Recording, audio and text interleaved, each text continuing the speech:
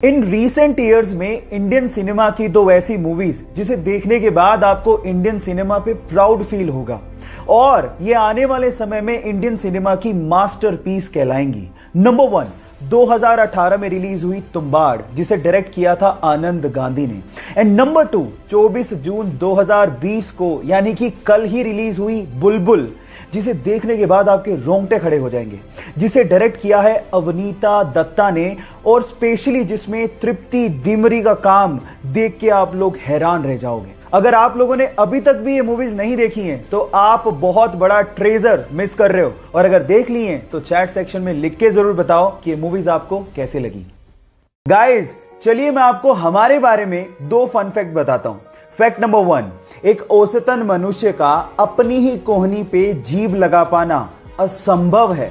And fact number 2, fact number 1 को जानने के बाद लगभग 75% लोग अपनी ही कोहनी पर जीभ लगाने की कोशिश जरूर करते हैं। ये फन फैक्ट आपको कैसा लगा और क्या आपने भी इसको जानने के बाद अपनी कोहनी पे जीभ लगाने की कोशिश करी?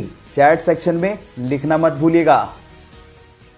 अगर आप किसी घड़ी के शोरूम में जाएं या फिर ऑनलाइन घड़ी खरीद रहे हो तो आप गौर करिएगा कि ज्यादातर घड़ियों में बाय डिफॉल्ट 10:10 का टाइम सेट किया हुआ होता है।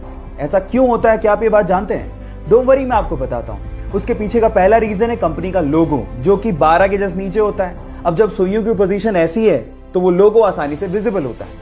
दूसरा रीजन है डेट, जो कि 3 के पास होती है। अब जब सुइयां ऐसे हैं तो आसानी से डेट भी दिखेगी। अब आप लोग कहेंगे कि ये दोनों चीजें तो 8:20 की पोजीशन पे भी दिखाई देंगी, लेकिन मैं आपको बता देता हूं कि 8:20 की जो पोजीशन है उसमें हमें सैड इमोजी बनता हुआ दिखाई देता है। इस वजह से ज्यादातर कंपनियां 8:20 को बाय डिफॉल्ट सेट नहीं करती। क्या इसके पहले तक 10:10 की मैजिकल सेटिंग आप जानते थे? और अगर नहीं जानते थे तो चैट सेक्शन में लिखना मत भूलिएगा।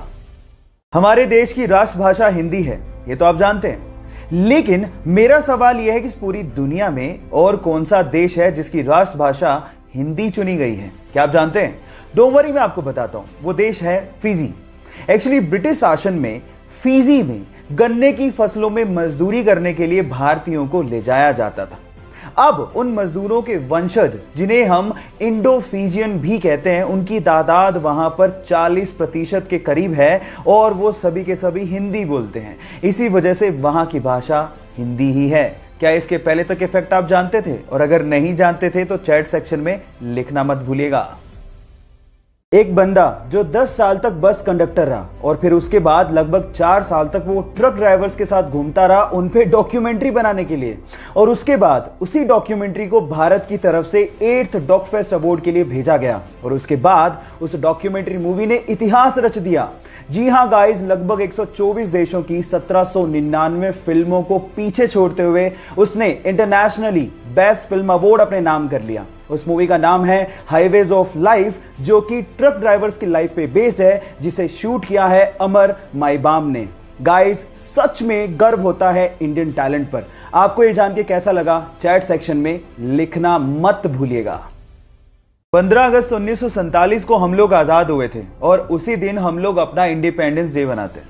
लेकिन मेरा सवाल यह है कि इस पूरी दुनिया में और कितने देश हैं जो कि 15 अगस्त को ही अपना इंडिपेंडेंस डे मनाते हैं? क्या आप जानते हैं? डोंट वरी, मैं आपको बताता हूं। टोटल 3 देश भारत के अलावा और हैं। नंबर 1, साउथ कोरिया, जो कि जापान से 15 अगस्त 1945 को आजाद हुआ था।